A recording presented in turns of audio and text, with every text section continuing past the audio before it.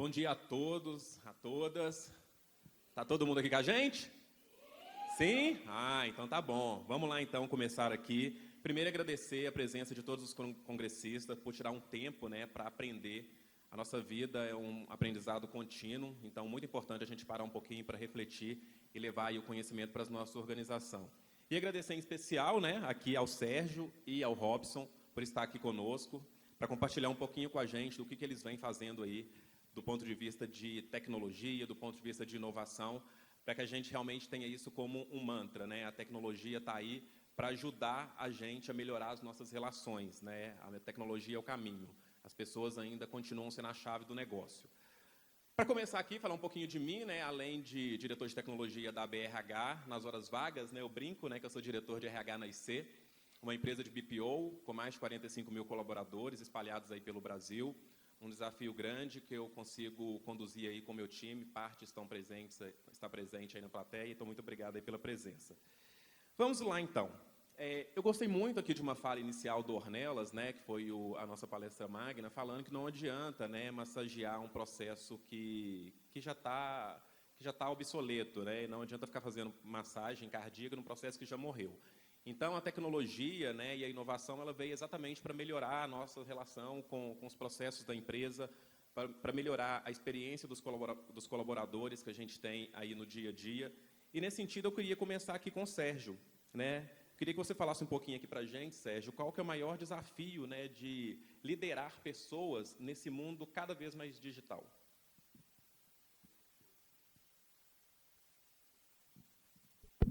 Opa, agora foi. Tudo bem. Bom dia. Obrigado, Alexandre, Robson. Prazer nos conhecermos pessoalmente. Eu acho que o bom do digital é isso, Falamos muito digitalmente e hoje a gente está aqui, parece que nos conhecemos há muito tempo. Eu vou primeiro fazer um agradecimento, obviamente, ao Leandro, pelo nome da BRH, pelo convite. É um prazer estar aqui. A Kátia, Rafael, que foi quem me fez o convite. Eu gosto sempre de trazer um pouco do que eu ouvi nos painéis anteriores. Então, sem criar uma crise, eu vou discordar do Rubens e dizer que é uma honra estar aqui de volta na Cidade do Galo.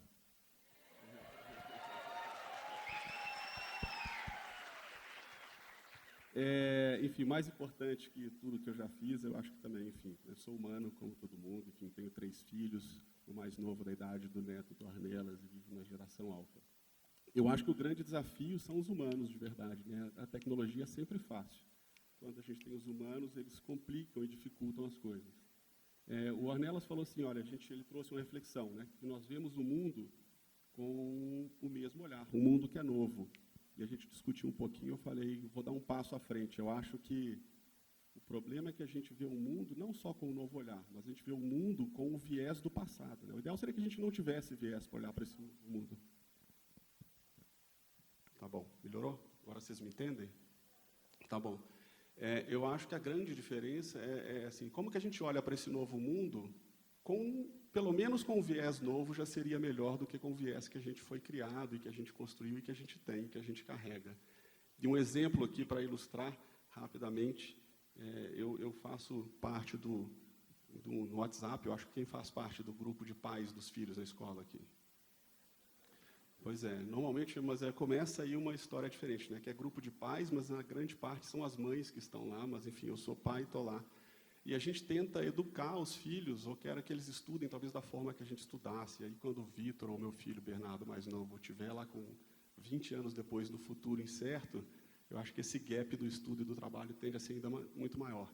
Um exemplo disso, um dia ele estava uma discussão grande no grupo de pais a respeito de uma prova que ia acontecer. Na segunda, eu cheguei para o meu filho mais velho e perguntei, André, você vai ter prova amanhã? Ele falou, vou ter amanhã. E está tudo bem? Está tudo bem.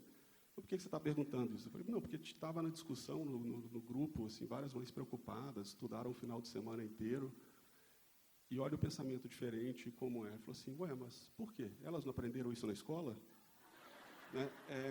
Assim, eles querem estudar diferente, a gente tenta estudar do mesmo jeito, e foi tão natural, isso me deu um alerta. Enfim, e aí indo para o lado humano da história aqui, a gente falou, tem uma nova forma de nos emocionar, também algo que o Ornelas trouxe. E o humano, eu acho que essa é a diferença, no mundo digital é um mundo racional, e parece ter uma dicotomia, porque nós queremos ser racionais, mas nós somos emocionais, o ser humano é emotivo por natureza e reage e acha que é racional, mas faz emocionalmente, toma as decisões muitas vezes emocionalmente. O Rubem falou aqui, né? Eu agir com o coração é um exemplo que é o que a gente faz quando a gente está na crise e precisa. Mas é difícil, né? A gente não sabe dar nome para as emoções. Eu não sei quem já leu Brené Brown, ela fala muito disso, mas talvez assim, qual a diferença de angústia e ansiedade? Né? Se a gente parar um pouco, é muito difícil conceituar e entender isso. Se a gente não entende as emoções, as nossas, como que a gente vai entender a dos outros e dos humanos com que a gente lidera? E aí, por fim, e eu entro um pouco mais ali na história, eu acho que tem, né, todo mundo profissional de RH, as pessoas vão começar a não entrar nas empresas. Né? Tem uma pesquisa americana do Instituto que diz que 65% dos empregos que vão acontecer para essa geração alfa, eles não existem hoje. Né? Então, se nós não criarmos esse emprego, não prepararmos as empresas para esse tipo de emprego, para adotar essas pessoas, vamos chamar assim, a gente, de fato, começa a ter um problema econômico. Mas eu acho que o grande desafio é esse. Né? O digital, ele parece ser uma dicotomia digital-humano. O digital ele é um catalisador, ele faz tudo acontecer mais rápido para o bem e por mal. Né? Ele nos prende no celular, nos traz ansiedade, né? O risco de ficar de fora, o famoso FOMO, a gente se desconecta. Mas ele também humaniza, né? Ele catalisa para o bem. Né? Aqui, ó, nos conhecemos hoje, a gente falou só virtualmente, parece que a gente está aqui, está tudo bem. Né? Quem participou de home office aí com o filho pulando na cabeça, atrás, invadindo reunião, né? Isso era aceitável, a gente pensar no mundo corporativo tradicional? Vou levar meus 3 filhos, na hora que eu estiver numa reunião de conselho, eles entram correndo e falam, papai, tem uma emergência. O que é a emergência? Ele pegou o meu brinquedo. Né? Hoje é natural e as pessoas reagem bem. Então, eu acho que o digital, por outro lado, ele humaniza, ele transformou. Né? A gente passou a aceitar isso bem e entender que não existe mais aquele mundo casa e trabalho. A gente está na mesma coisa, né? Na mesma forma. E por isso a gente começa a ter as novas angústias, ansiedades, burnouts, porque a gente não aprendeu a tratar com esse mundo novo. Né? A gente achava, né, no mundo comando e controle, saía da empresa, desliga a chave, vou para casa, cuido da minha vida, amanhã eu volto, tenho um novo comando e controle para tocar. E nesse mundo novo isso mudou. Então o digital ele funciona para esses dois lados.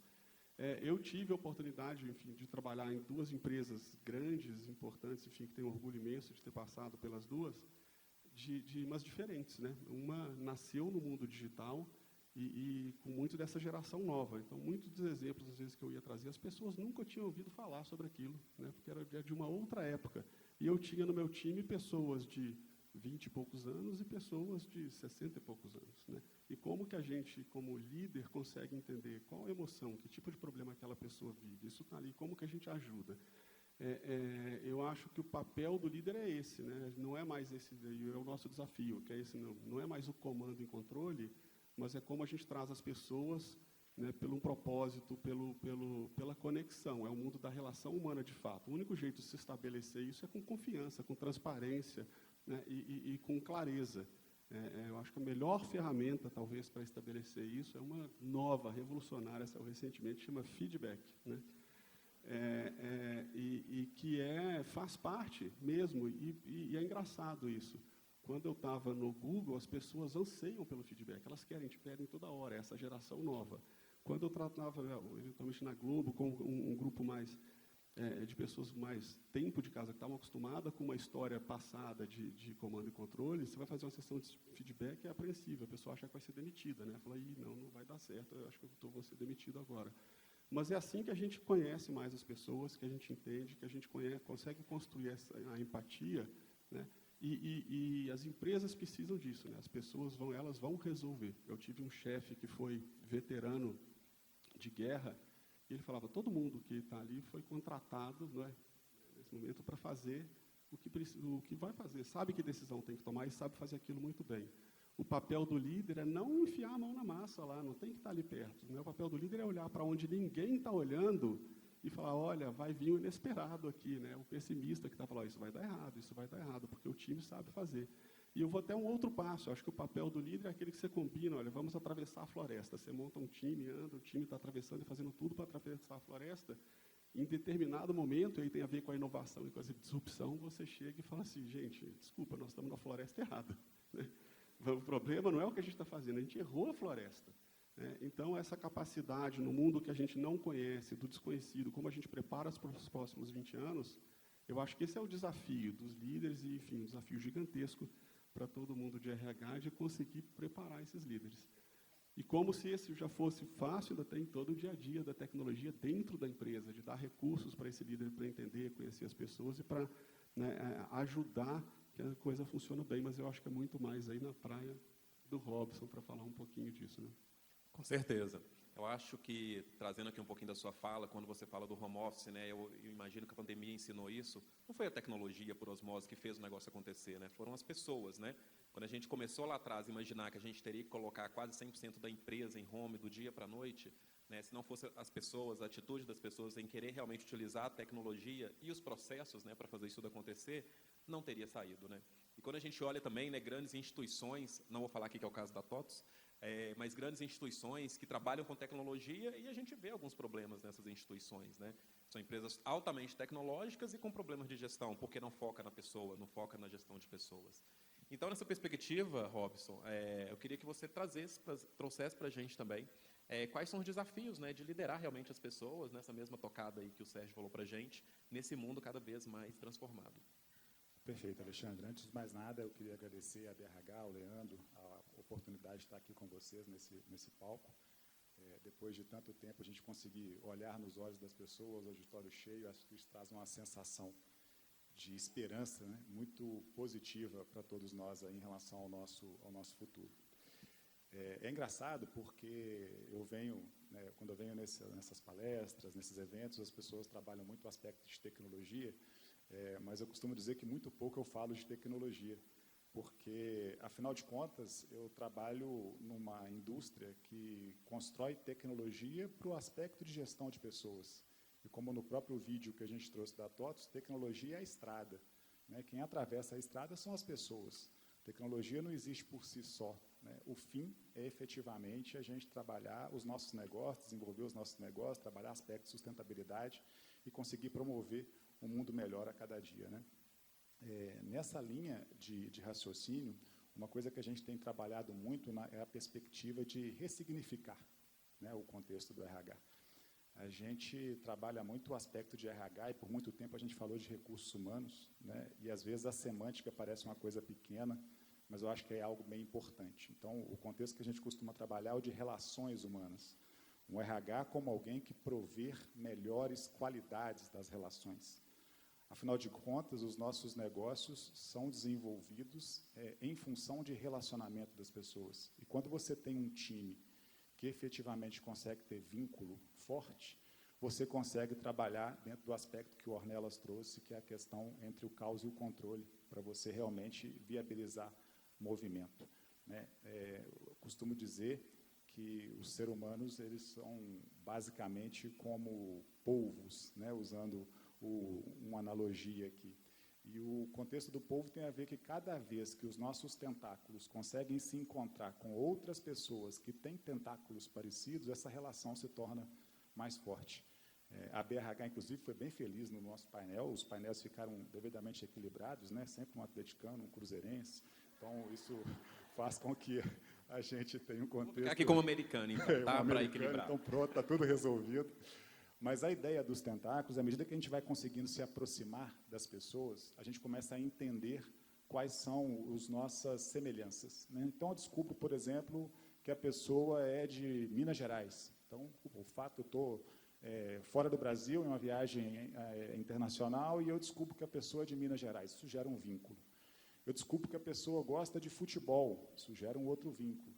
Depois eu descubro que ela é atleticana, dá uma estremecida, mas aí a coisa volta para o normal logo na sequência. Então, à medida que a gente vai conhecendo a pessoa com profundidade, a gente começa a fortalecer esses vínculos. E esses vínculos fazem com que a gente tenha um ambiente de segurança que permita que a gente se questione, né?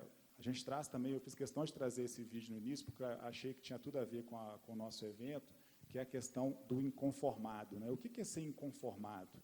É você realmente estar sempre em movimento. Você não aceitar que aquilo que você já alcançou é o suficiente. Se a gente entra numa zona de conforto, é natural que a gente comece a retroagir. né? Então, esse inconformismo faz com que as pessoas procurem se movimentar. Ao se movimentar, vai gerar conflito. O conflito ele é importante para o desenvolvimento. Se a gente não tiver discussões, a gente não consegue evoluir, mas essas discussões precisam ter um certo nível de ordem, um certo nível de gestão. Então, eu diria, Alexandre, voltando, fazendo todo esse preâmbulo para voltar ao seu questionamento inicial, acho que a tecnologia é extremamente importante para realmente organizar as coisas, evidenciar algumas fraquezas que eventualmente estejam acontecendo, evidenciar quais são as suas fortalezas para que isso seja valorizado. A gente, às vezes, costuma dar muita ênfase para o aspecto das fraquezas e esquece de trabalhar o aspecto da fortaleza, né? Então, elogiar. Eu gosto de tênis, né? E tem um técnico famoso de tênis que se chama Mouratoglou, é um grego, e ele fala sobre isso. Ele fala que as pessoas, muitas vezes, na hora que vão treinar, fazer um desenvolvimento do tênis ou qualquer ação, focam muito naquilo que você é ruim. Então, eu tenho um backhand ruim, deixa eu focar em treinar meu backhand. E quantas vezes ele tem um forehand que é um forehand maravilhoso. É muito melhor você evidenciar o seu forehand, trabalhar as jogadas para você poder utilizar mais o seu forehand, do que você, eventualmente, ficar trabalhando em cima do seu backhand, que, de certa maneira, vai enfraquecer o seu desenvolvimento do forehand. Então, é importante você entender quais são as suas fortalezas, quais são as suas fraquezas, para que você possa utilizá-las da melhor maneira possível. E a tecnologia ajuda nesse aspecto, a mapear quais são os movimentos que precisam ser necessários, a evidenciar analytics e uma série de outras questões que a gente vai conseguir falar ao longo da conversa, mas eu queria focar nessa fala inicial, realmente, nessa importância de trabalhar as relações.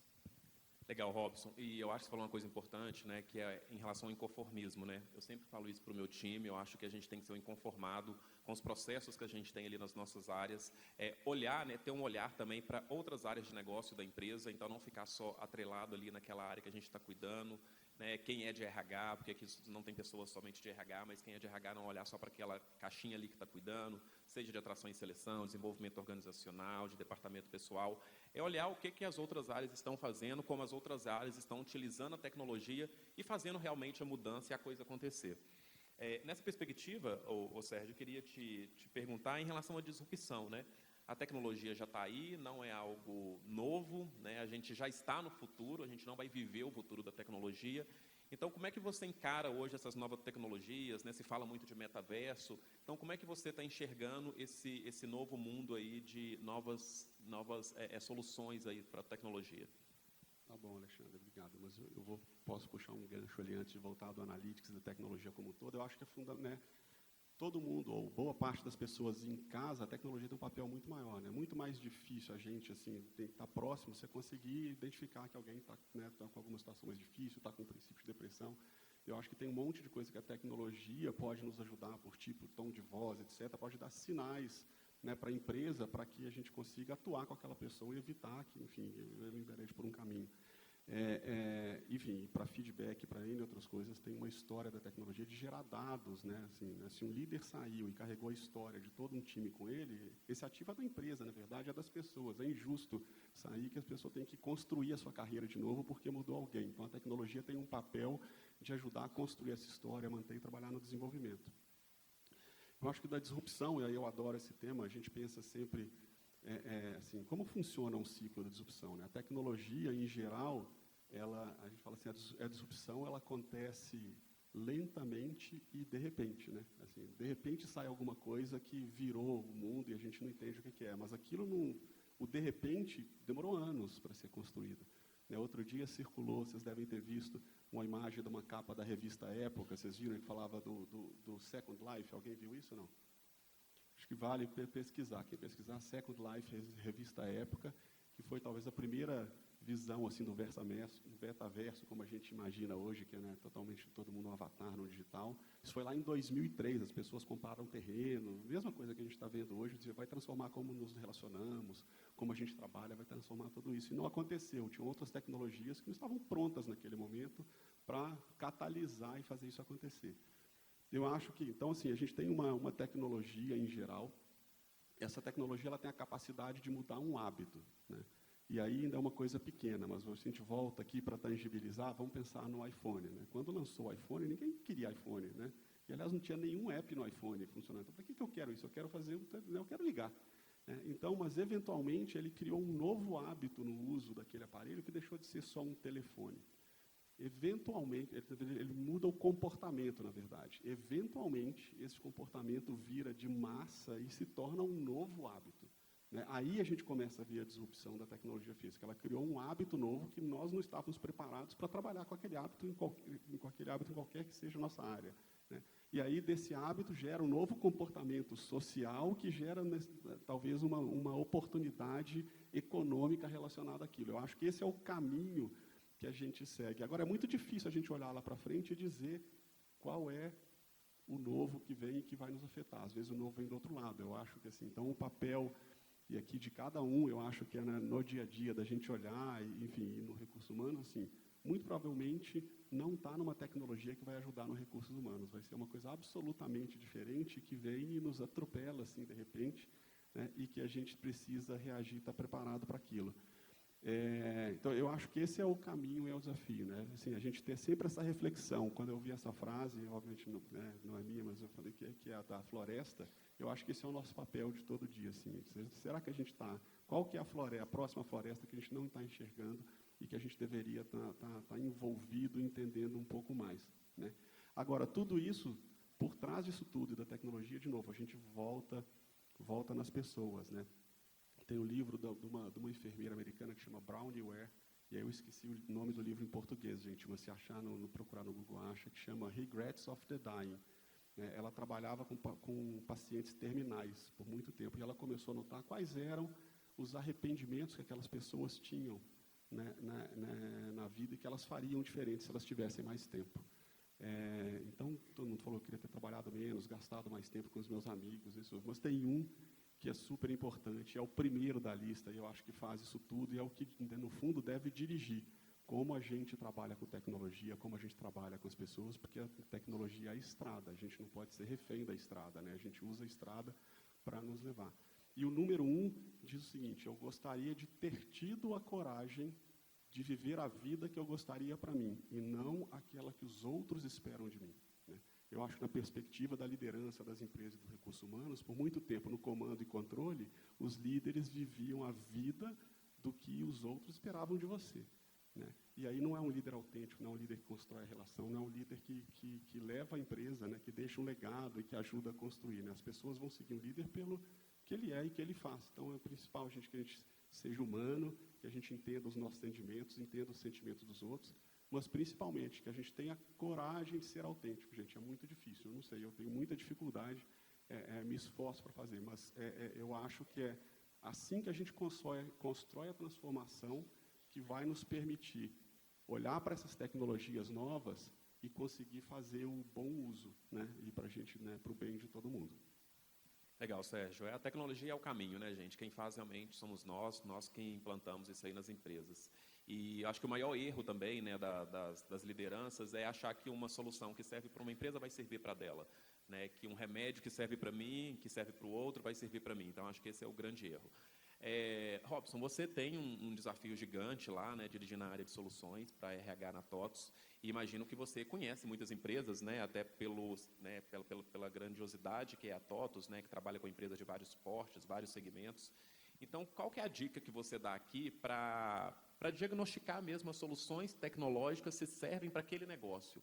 Quais são os caminhos, o que o gestor tem que fazer para fazer um diagnóstico, para entender se aquela tecnologia vai plugar ali com o negócio dele do dia a dia? Não, perfeito, Alexandre. Assim, são mais de 10 mil clientes que a gente tem utilizando os nossos produtos, especificamente falando de recursos humanos. Então, realmente, a gente consegue ter uma variedade de contextos muito grande. O que eu acredito que é a melhor forma da gente trabalhar esse aspecto, primeiro é a gente entender muito bem qual que é a jornada do colaborador. Muito tem se falado no aspecto de jornada e de experiência. E como é que a gente pode tangibilizar isso no nosso dia a dia aqui? O primeiro contato com um colaborador, uma pessoa que vai entrar na sua empresa, ele começa com o famoso employer branding. Você começa a falar como que é essa sua marca, o que ele espera, que ele pode esperar que ele vai encontrar dentro da sua empresa. E às vezes você acha que isso é uma coisa muito grandiosa. Não, trabalhar essa questão de branding é uma coisa só para a Globo, é uma coisa só para TOTVS. Quando, na verdade, o que você está fazendo é alinhamento de cultura. né? Então, tudo que você conseguir diagnosticar dentro da sua organização e, de uma certa forma, colocar isso, expor isso para o mundo, vai fazer com que você tenha pessoas muito mais alinhadas aos seus objetivos na hora que você vier a fazer a sua contratação. E vai das coisas mais simples às mais complexas. Depende muito de como é que você quer trabalhar esse aspecto da sua imagem. Então, por incrível que pareça, para mim, esse é o primeiro aspecto importante que a gente precisa entender dentro dessa jornada. A segunda questão é você trabalhar aspectos que envolvem realmente toda essa parte de recrutar as pessoas certas para exercer o papel certo dentro da sua organização.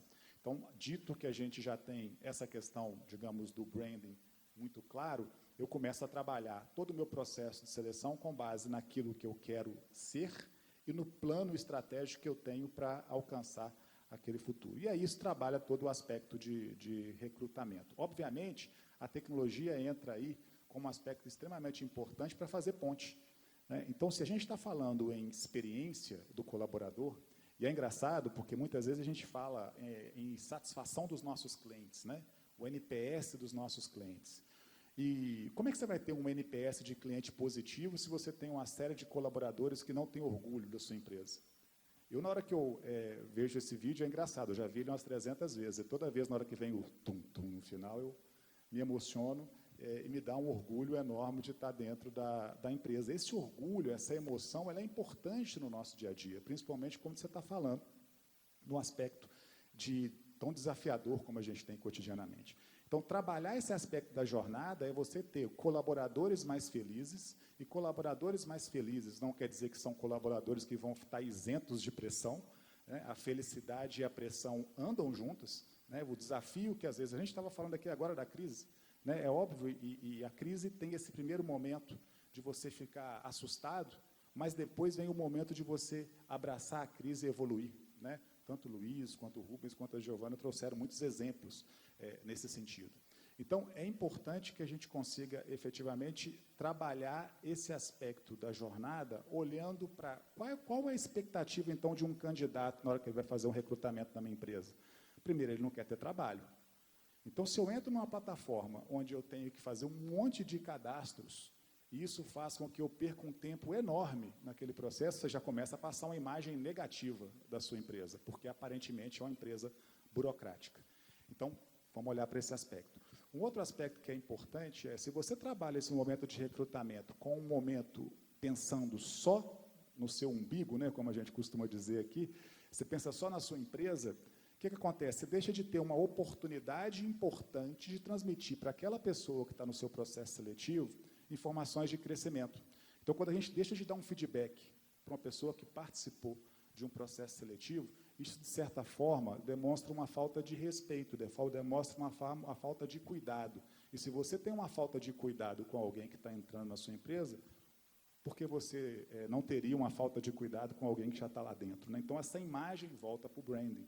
Então, dar feedbacks é algo importante dentro de um processo seletivo. Bom, trabalhei esse aspecto de desenvolvimento das pessoas desde o momento da entrada, e eu entro agora num ciclo de recepção.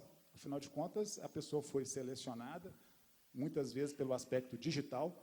A gente faz entrevistas, às vezes virtuais, mas não encontrou com as pessoas, então ela precisa ser abraçada. Então, entra o aspecto de onboarding e o aspecto de aculturação. Os dois aspectos são muito importantes, né? Você fazer com que a pessoa se sinta bem recebida. A tecnologia ela tem a grande vantagem de fazer essas pontes, mas se a gente não tomar cuidado, a gente se perde no aspecto de gerar o vínculo, que eu citei anteriormente, né? Por quê? Porque as pessoas, num aspecto tecnológico, elas têm uma capacidade muito maior de criar filtros. E aí, vindo na palavra do Sérgio, nós ter essa coragem de mostrar quem realmente você é, o aspecto tecnológico, ele dificulta isso, porque ele cria uma barreira que, eventualmente, você não consegue, no olhar, mapear essa pessoa. Então, é importante que a gente consiga eliminar esses filtros. Voltando na pauta anterior, né, foi interessante, na hora que eu vi que a crise, ela tira essas camadas das pessoas. E aí as pessoas se tornam mais envolvidas naquele aspecto. Então, como você conseguir trabalhar culturalmente o aspecto de tirar a camada da pessoa, principalmente quando você está no meio digital. E aí vem toda a fase de desenvolvimento das pessoas. Se eu passei pela parte de onboard e aculturação, eu entro na roda de desenvolvimento. E aí essa roda de desenvolvimento, ela tem que zelar por aspectos de transparência, de presença. Não estou falando de presença física, né? Eventualmente você não está junto, mas a pessoa percebe que a liderança dela está ali cotidianamente apoiando ela no seu desenvolvimento. Esse desenvolvimento contínuo, essa oportunidade, existe uma dezena de ferramentas aqui. Eu posso trabalhar, por exemplo, aspectos de protagonismo. A gente fala em desenvolvimento, a gente fala em protagonismo e eliminar comando e controle, mas a gente ainda trabalha com aspectos, por exemplo, de LMS, onde você cria uma trilha obrigatória e você fica cobrando as pessoas delas ir lá e fazer. E muitas vezes, as pessoas só executam os treinamentos que são obrigados. Aqueles que você coloca na plataforma, que são treinamentos que buscam um desenvolvimento mais amplo, que você não obriga, a pessoa não faz. Por quê? Porque ela não está vendo valor. Então, a gente devia inverter essa ordem. Ao invés de eu preocupar em obrigar as pessoas a fazer os treinamentos que eu acho importante, por que não propiciar a ela uma plataforma em que ela perceba o que é importante para ela e que ela crie a jornada de desenvolvimento dela, que, obviamente, ela vai aplicar no dia a dia, na função atual ou num papel futuro. Então, ferramenta que dê protagonismo, e a gente trabalha muito, tem dois contextos que eu acho importantes. Primeiro é o de streaming, todos nós aqui, toda hora citamos alguma série que a gente viu, a gente faz isso por quê? Porque a gente trabalha o contexto de edutainment, então, que é educação mais entretenimento.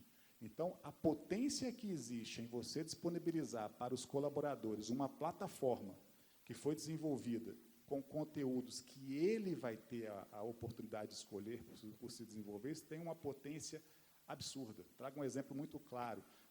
Você faz, por exemplo, coloca lá um sketchzinho e trabalha a questão de feedback, que foi citada aqui. E aí você faz uma história com humor de como o feedback não deve ser realizado. Isso tem uma potência de prender as pessoas de uma tal maneira, porque ela vai sorrir na hora que ela vê uma coisa que não deve ser feita, mas na hora que ela viu aquilo que não deve ser feito, aquilo vai criar um estalo na mente dela. Opa, isso não deve ser feito. E aí, na hora que ela estiver, eventualmente, dando um feedback, ela não vai fazer aquilo. Né? É você tirar, muitas vezes, as formas de desenvolvimento que a gente usa nos treinamentos cotidianos para colocar numa plataforma para a pessoa escolher fazer. Então, esse aspecto de você dar protagonismo para a pessoa é muito importante. E, por fim, só para fechar esse raciocínio da jornada, um outro aspecto que eu gostaria de chamar muita atenção é o aspecto de off-board. Muitas vezes a gente trabalha com muita atenção todo o início da jornada, mas a gente se esquece de atuar no aspecto de off-board com profundidade. Então, você entender por que as pessoas estão deixando a sua empresa é de uma potência absurda, porque vai permitir que você retroalimente o processo e você realmente crie um vínculo, né? Você crie mais tentáculos dentro desse processo de relação das pessoas e os tentáculos vão gerar a qualidade da relação. Muito legal, Robson. Acho que você resumiu bem, né, o processo todo, né, a cadeia, né, da experiência do colaborador. Eu acho que realmente a saída ela é muito importante para a gente identificar, né, as oportunidades e aquele famoso jargão, né, colocar tapete vermelho na saída também. Não é só porque a pessoa está saindo da organização que ela se torna um inimigo da organização. Você tocou num ponto aí que é importante, que é a parte de cultura e comunicação. Eu acho que a gente tem um grande desafio hoje de ter uma multicanalidade também para os nossos colaboradores. Assim como a gente quer, às vezes, ser atendido pelo humano, ou pelo um WhatsApp, ou pelo um chat, os nossos colaboradores também eles têm a experiência própria deles. Então, alguns gostam mais de ser atendidos pelo um humano mesmo, dentro da área de RH, outros gostam de ir lá na plataforma, de intranet, fazer interação por ali. Então, esse ponto que você tocou também da multicanalidade e transmitir isso para as pessoas, deixar as pessoas, né, fazerem as escolhas também é muito importante. Bom, o nosso tempo está chegando aqui ao fim, então vou partir aqui para a minha parte final. Eu acho que o grande desafio também das organizações está ligado a manter o legado, né, que faz parte do core business da empresa, e ter um olhar para a inovação. E eu acho que juntar essas duas características, né, essas duas hard e soft skills, em uma única pessoa, é um desafio para as organizações. Nesse sentido, eu queria entender com vocês como é que vocês fizeram, né, você, Sérgio, lá na Globo, né, na Google, como é que você fez lá a divisão das estruturas, se você realmente acha melhor apartar as pessoas, colocar pessoas olhando para o legado e outras pessoas olhando para a inovação, ou colocar as pessoas numa mesma seara, pessoas que têm essas skills, né, conglutinadas. Então, eu queria te perguntar como é que você fez para trocar aqui um pouquinho com as pessoas. Tá bom, obrigado. Ótima pergunta. Eu acho que, obviamente, a resposta sempre depende. Não tem uma regra para isso. Meus últimos 3 anos na Globo, que eu tinha 2 chapéus, né? Eu tinha um chapéu de fazer inovação e eu tinha um chapéu de redesenhar e entregar a receita da publicidade. Essa virada foi feita no meio da Covid, com um time que eu não conhecia, todo mundo mudando para casa pela primeira vez, né? E começando a trabalhar. Foi, obviamente, muito desgastante. A gente teve burnout, vivi todo o caos que eu tenho certeza que vocês viveram. Enfim, cheguei ao ponto de ter, numa das reuniões, um colaborador teve uma parada cardíaca no meio da história. Você imagina o caos que a gente viveu, ver online quem vai fazer. Foi bastante difícil, mas eu acho que está tudo bem, viu, gente, com pessoas, deu tudo certo. Eu quero terminar aqui no espírito, né, para todo mundo lembra do risoto para ficar animado. Eu acho que, mas eu tinha um grupo, eu acho que assim, se você tentar colocar no mesmo grupo quem tem que entregar o dia a dia e quem tem que inovar, o dia a dia vai engolir a inovação, né? Vai engolir, porque todo mundo tem meta, tem que entregar e não vai pensar. Então, eu acho fundamental ter um grupo, e aí o tamanho um pouco pequeno, que pensa fora. Muitas vezes esse grupo fica dentro da área de TI, né? Fala, tem uma área de R&D, né? Tem uma área de desenvolvimento e pesquisa. Mas, assim, essa área, em geral, ela pensa em tecnologias, mas não tem um problema para resolver. Eu acho que é da turma da inovação que tem que pensar o contrário. Assim, parte de um problema que a gente pode olhar para o skill que a gente precisa, para o futuro da empresa, o que a gente gostaria de ter, olha para este problema e fala, como é que eu resolvo isso aqui? E aí eu falo muito de, né, não dá para pensar, eu acho que é assim, não dá para pensar fora da caixa. Eu acho que pensar fora da caixa é inovar, né? Porque você ainda tem a caixa como referência, então você vai fazer uma coisa incremental. Você fala, e se amanhã não tiver mais caixa? O exemplo é a Covid, né? Não tem mais caixa, não dava para pensar do mesmo jeito. Como a gente faria? Então, do jeito que eu estruturei, eu tinha um grupo que pensava, né, nos grandes problemas, no futuro, dizer para onde vai, né, a publicidade, como a gente vai desenhar isso no futuro, como é que a gente faz para manter a empresa relevante nos próximos 20 anos, o que a gente vai ter que construir. E aí, eventualmente, a gente chega ao problema que vai para a tecnologia e tenta trazer.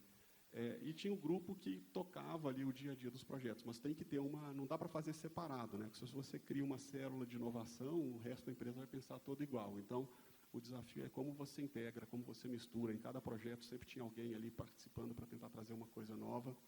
Essa foi minha experiência aí no último momento e que eu acho que funcionou. E eu acho que traz uma outra coisa bacana para os colaboradores, né? Porque tocar o dia a dia é legal, mas é cansativo e normalmente não é o negócio mais sexy da empresa, né? Todo mundo quer fazer o que é novo, etc. Então, quando você traz uma dosezinha de inovação e coloca alguém para pensar, eu acho que você dá um calorzinho aí no coração de todo mundo para tocar mais as coisas e fazer acontecer, sabendo que tem o próximo passo. Legal, Sérgio. Robson, na mesma perspectiva, o que você diz aí? Perfeito, eu vou tentar otimizar a resposta aqui pela questão do tempo, mas eu concordo muito com o que foi trazido pelo Sérgio. E eu diria que eu gosto muito de trabalhar com o conceito de inércia, né? Se você quer um time que inove, é importante que você coloque dentro desse time pensamentos diversos. Se você colocar dentro desse time as pessoas que pensam igual, a tendência é você, nos próximos 30 anos, fazer aquilo da mesma forma. Então, você precisa trabalhar pensamento diverso. E tem várias formas de você trabalhar esse aspecto. Mas o que eu queria chamar a atenção nesse contexto de diversidade é que não adianta você trabalhar o contexto de colocar o time diverso e colocar o time para rodar. Você precisa mudar a mentalidade da liderança. Na hora em que você coloca um time, eu diria tratar 3 aspectos importantes. Um é a gente falar de diversidade. A outra é a gente agir em função de ter diversidade no nosso time. E a outra é a gente se preparar e estruturar ações para que essa diversidade traga frutos positivos. Se a gente não trabalhar o aspecto da liderança, o que a gente vai perceber ao longo do tempo é que, por mais que eu tenha um dash que mostra diversidade, acontece que as promoções só vão para um período, para um tipo de pessoa. Acontece que minha empresa não se desenvolve porque a ideia de alguém que tem um pensamento diferente, ela não é comprada.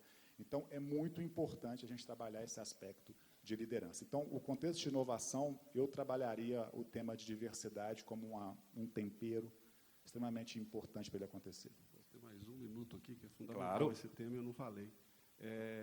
Sem dúvida. A gente fala dentro do S e do ESG, a gente tem 3 letras, né? Que é diversidade, equidade e inclusão. E muitas vezes até a equidade fica de fora. Mas a gente tem que falar do outro, que é a diversidade cognitiva, né? De todo mundo. A gente tem que ter pessoas com formação diferente, pessoas que pensam diferente. Eu brincava, dizia assim, quando a gente acha um ET na empresa, abraça essa pessoa. Abraça, porque ela certamente alguém vai trazer uma contribuição maior. E aí, só para completar o exemplo, quando eu sentei no primeiro grupo lá para trabalhar com os squads, para desenhar produto, éramos 25 pessoas. Falei, gente, nós não vamos conseguir redesenhar produto com 25 pessoas dentro de uma sala aqui. E pedi uma lista maior, e eu acho que é o exemplo da liderança. Eu voltei para o meu chefe e falei, olha, eu fiz uma lista das pessoas que eu acho importante. Diversas áreas, todos os níveis, com perfis diferentes. Falou, tá bom, qual o tamanho dessa lista? 144 pessoas. E não fui eu que fiz a lista, tá? Foram as pessoas que estavam no grupo e que desenharam. E ele só me fez uma pergunta. É necessário? Falei, é necessário. Então faça, que eu acho que é isso assim, né? A liderança a gente muda do outro de confiar e fazer. Gente, foi sensacional. O que saiu dessa lista dos 144, e a gente criou 144 pessoas que viraram multiplicadores da ideia e começaram a incendiar a empresa. Então, tem aí também essa oportunidade, fundamental. Obrigado por ter trazido o ponto, eu não tinha falado, mas, enfim, compro e assino embaixo. Muito legal, muito legal. Tá bom o papo aqui, gente, mas a gente realmente aqui já cumpriu a agenda, cumpriu o horário. Eu queria ouvir um... Com risoto não dá para competir. Mas vamos ter outras oportunidades. Muito obrigado em nome da BRH Minas Gerais, Sérgio, muito obrigado, Robson. Foi um prazer estar aqui com vocês. Muito obrigado a todos e ótimo evento para a gente até o final do dia. Obrigado. Valeu.